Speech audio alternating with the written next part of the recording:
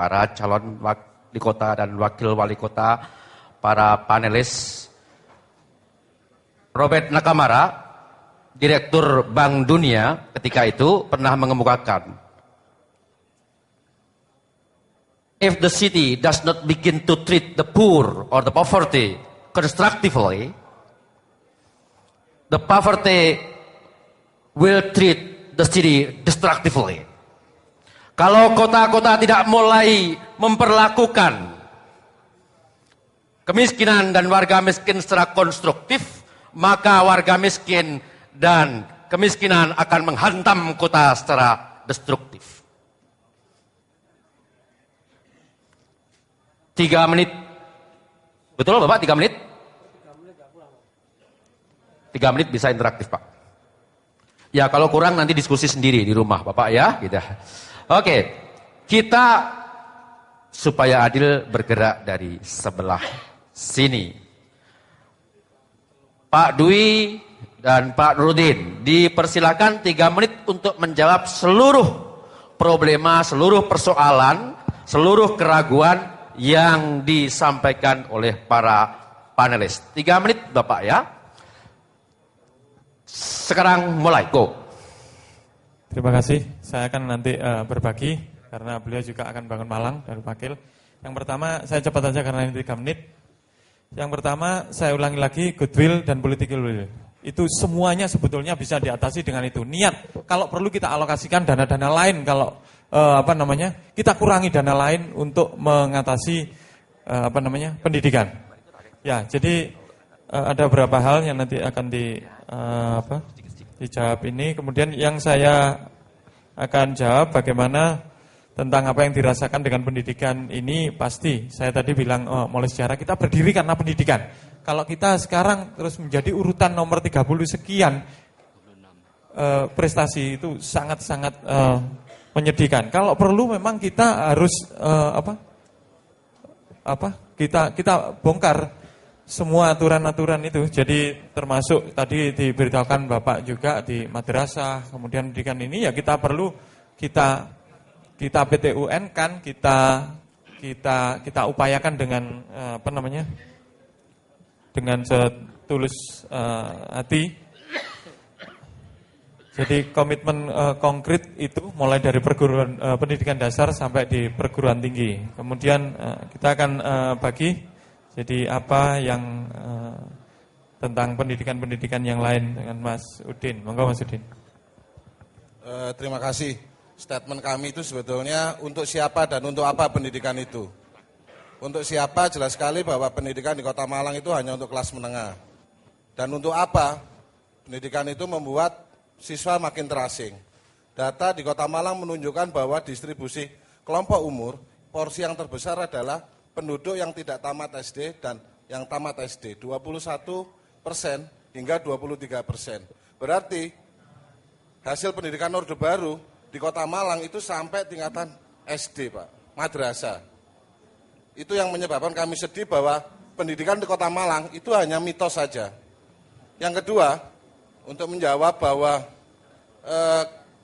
UN di Kota Malang itu jeblok, ya memang nggak jujur semua.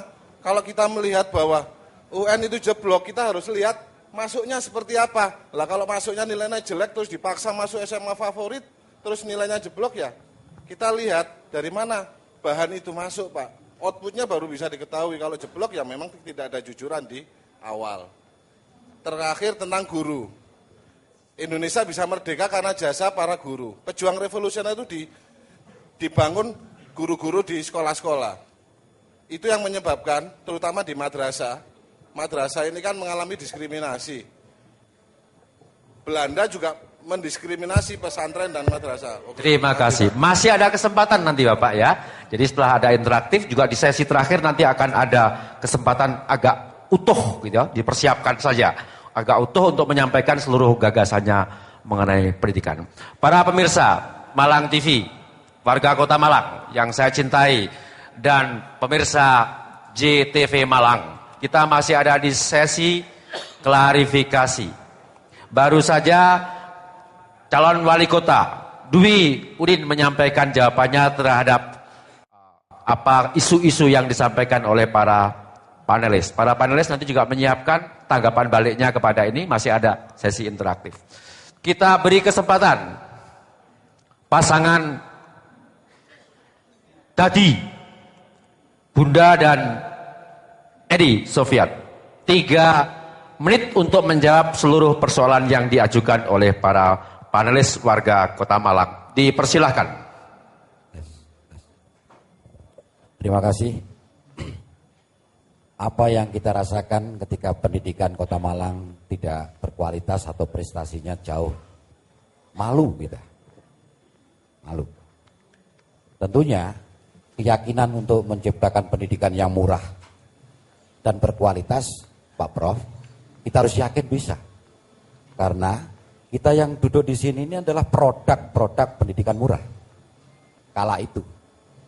Sehingga kita harus punya keyakinan bahwa mewujudkan pendidikan yang murah berkualitas itu bisa kita lakukan ketika komitmen untuk mewujudkan itu betul-betul sungguh-sungguh dilaksanakan. Manajerial pendidikan ini menjadi penting ya untuk perbaikan ke depan. Bosnas, Bosda ini adalah jaminan pemerintah dan keseriusan, kesungguhan pemerintah dalam rangka untuk membantu mengembangkan pendidikan. Tetapi kalau itu dikelola oleh katakanlah tidak pada tempatnya, maka tidak mencapai daripada tujuan itu. Di Kota Malang, BOS dipakai untuk LKS, dilaksanakan secara sentralistik. Akhirnya distribusi kepada sekolah terlambat, sehingga proses daripada pemahaman LKS menjadi sangat singkat. Dampaknya kepada kualitas, prestasi, dan akhirnya kita jeblok. Seperti itu. Serahkan aja kepada Bapak Ibu Kepala Sekolah, sehingga lebih optimal sesuai dengan juklak yang ada. Begitu juga kaitan dengan masalah sistem penerimaan siswa yang ada mandiri, ada online.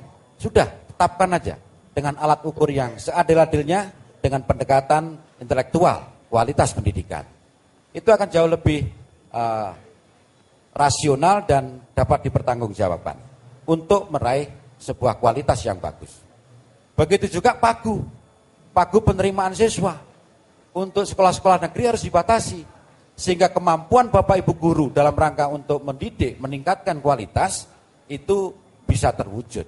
Kalau pagu ini tidak dibatasi, akhirnya Bapak Ibu guru juga mempunyai waktu yang berlebih-lebih dalam rangka memberikan pendidikan.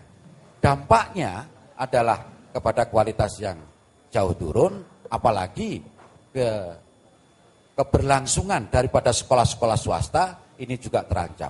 Padahal sebelum pemerintah ini belum bisa mewujudkan daripada pelayanan pendidikan, meminta daripada sekolah-sekolah swasta untuk berpartisipasi. Terima kasih. Masih ada kesempatan.